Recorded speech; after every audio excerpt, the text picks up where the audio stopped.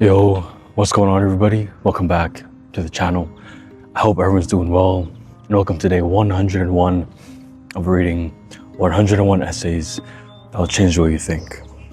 So today is the last day. You can see I'm not in the regular setup. I'm not in the car. I decided, okay, it's last day. Let's get a sunset vibe going. And as always, shout out to Brianna West for the text. And before we get into it, I think this series for my channel has done more bad than good, because there's a lot of topics that I talked about, a lot of things that I kind of didn't want to talk about, or I wouldn't have talked about if it wasn't for this book. But for myself, for personal growth, it has been a very beneficial thing. But for my channel, I think it brought down the viewers, it brought down everything. But I started it, and we start things and we finish them. Once we start, we have to finish. So today's title, the last title, is what you should know if you're experiencing metanoia, a change of mind, heart, self, or way of life. Whether it's a simple shift of committing to treating people with more kindness, the brutal and liberating realization that you're responsible for your own happiness, trying to better make sense of the world is a heavy-duty task, and we're called to do it numerous times in a life. There's a beautiful word for this. It's called metanoia, and it originates from the Greek word for changing one's mind or purpose. It really doesn't matter what you're changing from or to, only that any kind of massive psychological or emotional shift tends to heed similar circumstances and common struggles. Here are a few things you need to know if you're going through one of your own. Number one, if it's a relationship that prompted a revolution in your worldview, know that this relationship has likely served its purpose. A lot of people hold on to the catalyst of their personal awakenings because they confuse big love for being forever love. They're not the same thing. Number two, you don't need to be mad about your limiting old beliefs. Change is in building what's next, not in dismantling what was. You don't need to ruminate in disappointment for how long you spent not realizing there was more to life than you assumed. The point is that you figured it out eventually. Number three, the base of any personal catastrophe or desire for deeper understanding is usually the same. It's the realization that you and only you are responsible for your life. You cannot depend on anything to do the real, grueling work of what it means to find comfort in a world that's entirely impermanent.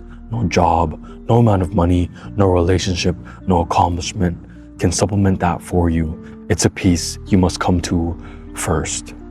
Then you can enjoy the rest. Number four, loving yourself is an action, not a feeling. When we think of romantic love, we think of the flush of hormones that gives us an ooey-gooey emotion. We rarely think of the daily tasks and commitments necessary to make someone else's well-being as important as our own. The same goes for loving yourself. We think it's the emotion that comes with holding yourself in high regard, when most of the time, it's more like standing up for yourself, having the courage to keep going, having the courage to quit, finding happiness despite the impermanence and unreliability of things, and so on. Number five, you don't need to have every answer, nor will you ever have every answer. It's never about how certain you are, it's about how willing you are to try anyway. Nobody knows the mysterious abyss from which we come and eventually go back to. And yet, so many people's lives and our society, culture in general, are crafted and dictated from teachings about this unknown. Everything is speculation for now, but some speculations lead to a happier, kinder, more peaceful world, and some don't. The point is, who knows what for sure? The point is, who is willing to do what it takes to make the best version of the reality we have now. Number six, you don't need to believe in anything, but you do need to be able to listen to what feels true in the moment and hold enough objectivity to speak and act with respect and kindness toward yourself and those around you.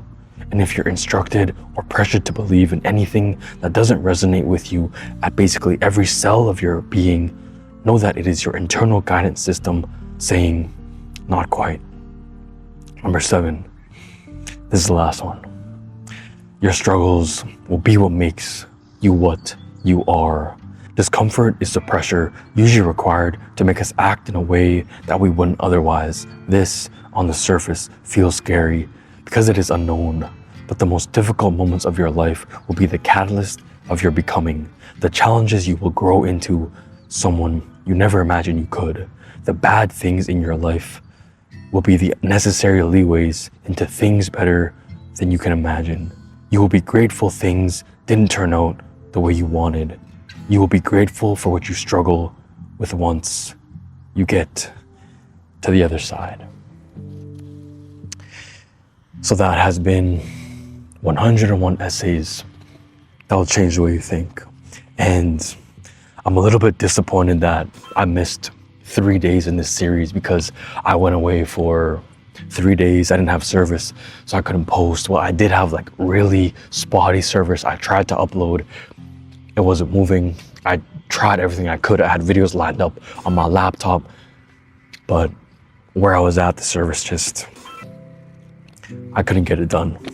But if you are experiencing any sort of change in your life, you have to allow it. You can't stick in the past. You can't live in the past. You have to embrace change, because change is how we grow and how we become better people in our lives. So I hope you enjoyed this series, and back to regular scheduled programming. If you want me to talk about anything, I'm always open to it. I hope you have a great rest of your night, and I'll see you tomorrow for whatever video tomorrow is.